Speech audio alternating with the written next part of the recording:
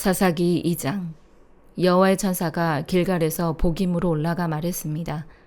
내가 너희를 이집트에서 데려와 내가 너희 조상들에게 약속했던 땅으로 인도했다. 내가 말했다. 나는 너희와 맺은 내 언약을 결코 어기지 않을 것이다. 그러니 너희는 이 땅에 살고 있는 사람들과 언약을 맺지 말고 그들의 제단을 부숴야 할 것이다. 그러나 너희는 내 말에 순종하지 않았다. 너희가 어떻게 이럴 수가 있느냐. 그러므로 이제 내가 너희에게 말한다. 내가 너희 앞에서 그들을 쫓아내지 않을 것이다. 그들이 너희 옆구리에 가시가 될 것이요 그들의 신은 너희에게 덫이 될 것이다. 여호와의 천사가 온 이스라엘 자손들에게 이 말을 하자 백성들이 큰 소리로 울었습니다. 그들은 그곳의 이름을 복임이라고 하고 그곳에서 여호와께 제사를 드렸습니다. 여호수아가 백성들을 해산시키자 이스라엘 자손들은 각각 자기에게 분배된 땅을 차지하기 위해 갔습니다. 백성들은 여호수아가 살아있는 동안 그리고 여호수아 이후까지 살았던 장로들이 살아있는 동안 여호와를 섬겼습니다. 장로들은 여호와께서 이스라엘을 위해 행하신 모든 위대한 일들을 본 사람들이었습니다. 그리고 여호와의 종 눈의 아들 여호수아는 110세의 나이로 죽었습니다. 이스라엘 자손은 여호수아에게 주어진 땅, 곧 가스산 북쪽의 에브라임 산간지대에 있는 딥낫 헤레스에 묻어주었습니다. 그 세대가 모두 조상 곁으로 돌아갔고 그들을 뒤이어 여호와를 모르고 여호와께서 이스라엘을 위해 행하신 일도 전혀 모르는 다른 세대가 자라났습니다. 이스라엘 자손들은 여호와께서 보시기에 악한 일을 저질렀으며 바알 신들을 섬겼습니다. 그들은 자신들의 조상을 이집트 땅에서 이끌어내신 조상의 하나님 여호와를 버리고 그들 주변 민족들의 신들을 따르고 숭배해 여호와를 진노하게 했습니다. 그들은 여호와를 버리고 바알과 아스다롯을 섬겼습니다. 이스라엘에 대한 여호와의 진노는 더욱 커졌습니다. 여호와께서는 그들을 약탈한 침략자들의 손에 넘겨주셨습니다. 침략자들은 이스라엘을 약탈했고 여호와께서는 그들을 주변 원수들의 손에 팔아 넘기셔서 더 이상 그들의 원수들을 당해낼 수 없게 됐습니다. 이스라엘이 싸우러 나갈 때면 여호와께서 그들에게 말씀하시고 맹세하신 대로 여호와의 손으로 그들에게 재앙을 내리셨습니다. 이로 인해 그들은 무척 괴로웠습니다. 그때 여호와께서 사사들을 세우셨습니다. 사사들은 그들을 침략자들의 손에서 구해냈습니다. 그러나 그들은 여전히 사사들에게 순종하지 않고 다른 신들에게 자기 자신을 팔고 숭배했습니다. 그들은 그들의 조상이 여호와의 명령을 지키며 걸어왔던 길에서 금세 돌아섰습니다. 그들은 그들의 조상들처럼 행하지 않았습니다. 여호와께서 그들을 위해 사사들을 세우셨을 때 여호와께서는 사사와 함께 하실 뿐만 아니라 사사가 살아있는 동안에 그들의 원수들의 손에서 이스라엘 자손들을 구해주셨습니다. 이는 그들을 억압하고 핍박하는 사람들 밑에서 신음하는 이스라엘 자손을 여호와께서 불쌍히 여기셨기 때문입니다. 그러나 사사가 죽으면 그들은 되돌아서서 그들의 조상보다 더욱 타락해 다른 신들을 따르고 섬기며 그들을 숭배했습니다. 그들은 나쁜 행실과 고집스러운 습관을 버리지 않았습니다. 그러므로 이스라엘에 대해서 여호와께서 진노하시며 말씀하셨습니다. 이 백성이 내가 그들의 조상과 맺었던 약속을 어기고 내 말에 귀를 기울이지 않았기 때문에 여호수아가 죽으면서 남겨놓은 민족들 가운데 어느 하나도 내가 더 이상 이스라엘로부터 몰아내지 않을 것이다. 내가 그 남은 민족을 이용해 이스라엘이 그들의 조상이 여호와의 길을 지켰던 것처럼 과연 그 길을 택해서 지킬 것인지 아닌지를 시험하고자 한다. 그래서 여호와께서는 그 민족들을 즉시 몰아내지 않고 살아남게 하셨으며 여호수아의 손에 그들을 넘겨주지 않으셨습니다. 사도행전 6장. 이 무렵 제자들의 수는 점점 늘어났습니다. 그때 그들 가운데 그리스파 유대 사람들이 히브리파 유대 사람들에 대해 불평이 생겼습니다. 매일 음식을 분배받는 일에서 그리스파 유대 사람 과부들이 빠졌기 때문입니다. 그리하여 12사도들은 제자들을 모두 불러놓고 말했습니다. 우리가 음식을 분배하는 일로 인해 하나님의 말씀 가르치는 사역을 소홀히 여기는 것은 옳지 않습니다. 형제들이여, 여러분 가운데 성령과 지혜가 충만하다고 알려진 사람 7명을 뽑으십시오. 그러면 이 임무는 그들에게 맡기고 우리는 기도하고 말씀을 가르치는 일에 온 힘을 기울이겠습니다. 모든 사람들이 이 제안을 기쁘게 받아들였습니다. 그들은 믿음과 성령이 충만한 사람 스데반과 빌립, 브로고로, 니가노르, 디몬, 바메나, 유대교로 개종한 안디옥 사람 니골라를 뽑았습니다.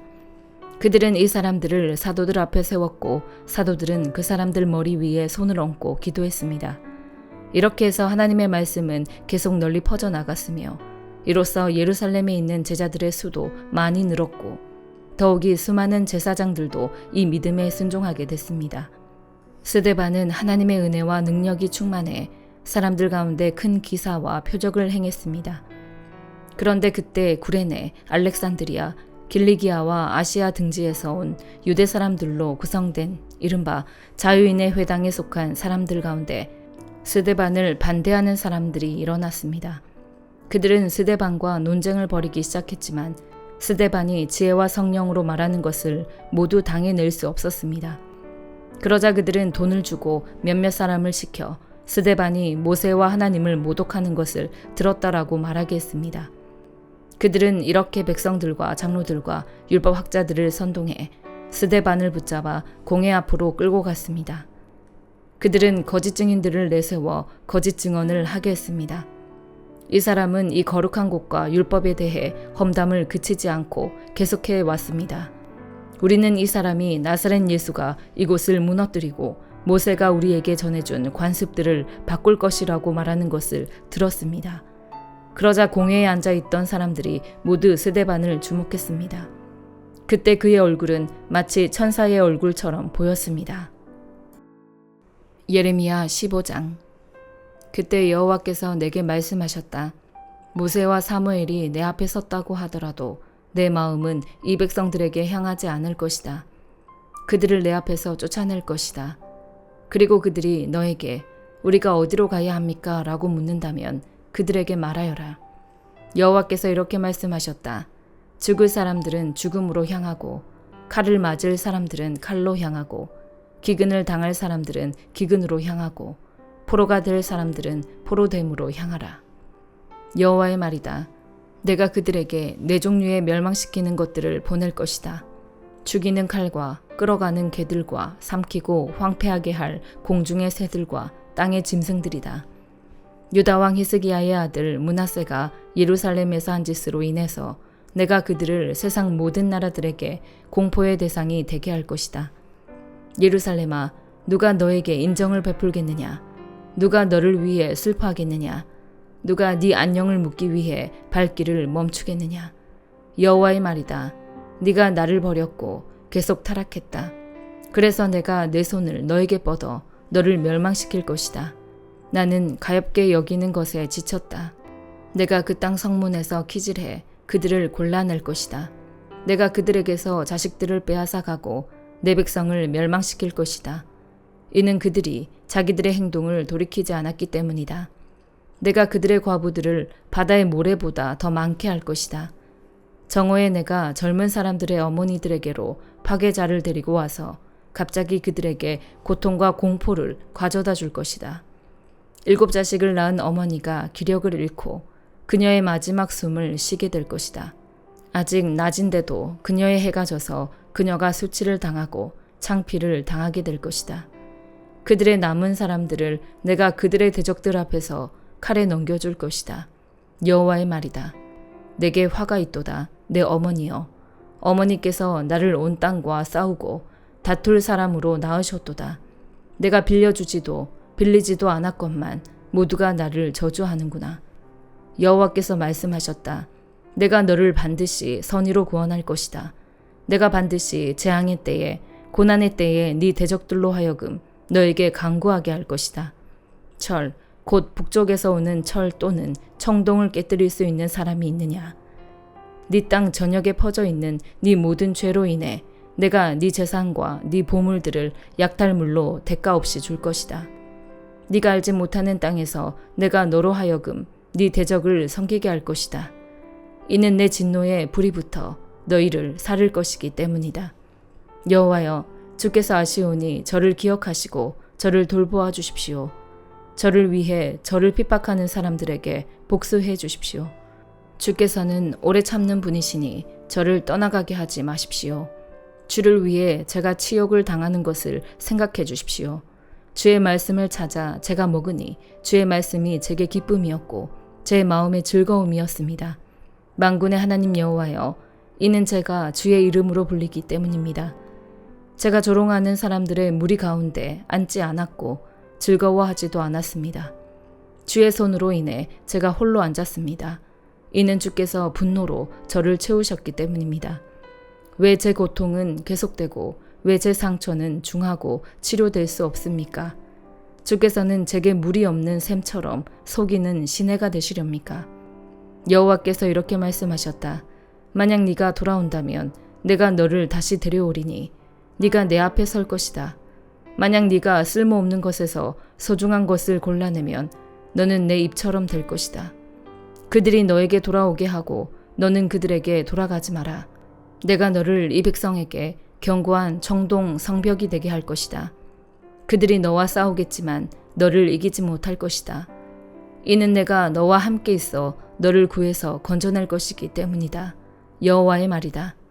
내가 너를 악한 사람들의 손에서 구해내고 너를 잔인한 사람들의 손에서 되찾아 올 것이다. 마가복음 1장. 하나님의 아들 예수 그리스도에 관한 복음은 이렇게 시작됩니다. 예언자 이사야의 글에 내가 네 앞에 내 심부름꾼을 보낼 것이다. 그가 네 길을 준비할 것이다. 광야에서 외치는 사람의 소리가 있다. 주를 위해 길을 예비하라.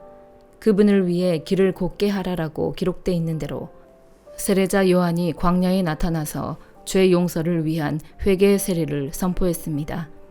유대 온 지방과 예루살렘 모든 사람들이 요한에게 나아와 자기 죄를 고백하고 요단강에서 요한에게 세례를 받았습니다. 요한은 낙타털로 만든 옷을 입고 허리에 가죽띠를 두르고 메뚜기와 들꿀을 먹었습니다. 그리고 요한은 이렇게 선포했습니다. 나보다 더 능력 있는 분이 내 뒤에 오실 텐데 나는 몸을 굽혀 그분의 신발끈을 풀 자격도 없다. 나는 너희에게 물로 세례를 주지만 그분은 너희에게 성령으로 세례를 줄 것이다. 그 무렵에 예수께서 갈릴리 나사렛에서 요단강으로 오셔서 요한에게 세례를 받으셨습니다. 예수께서 물에서 막 나오실 때 하늘이 열리고 성령이 비둘기처럼 자기에게 내려오는 것을 보셨습니다.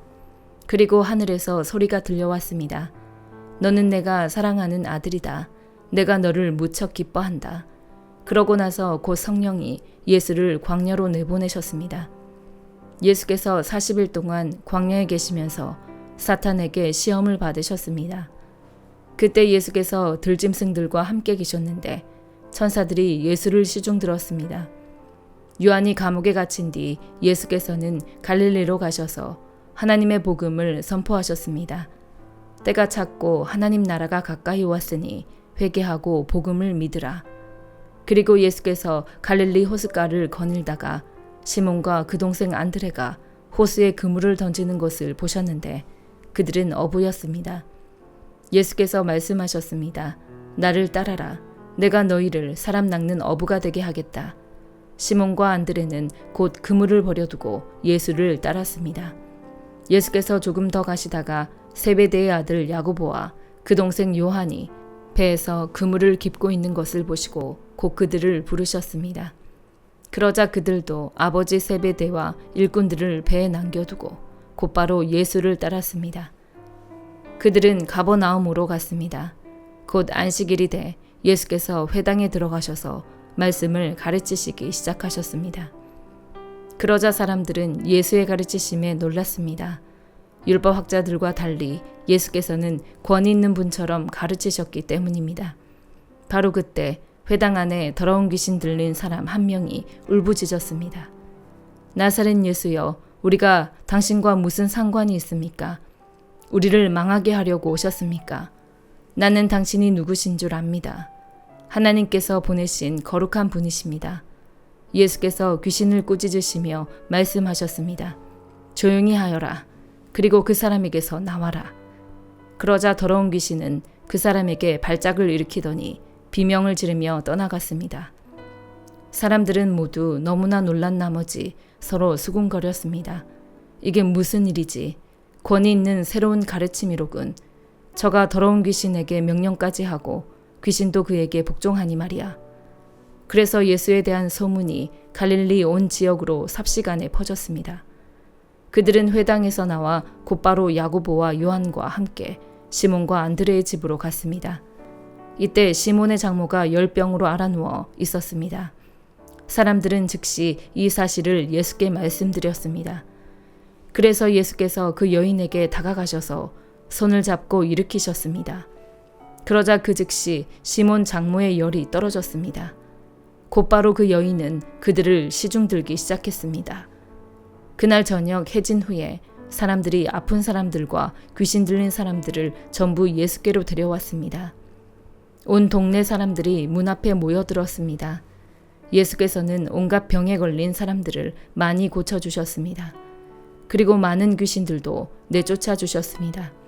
예수께서는 귀신들이 예수가 누구신지 알고 있기 때문에 귀신들이 말하는 것을 허락하지 않으셨습니다. 매우 이른 새벽 아직 어둑어둑할 때 예수께서 일어나 외딴 곳으로 가셔서 기도하셨습니다.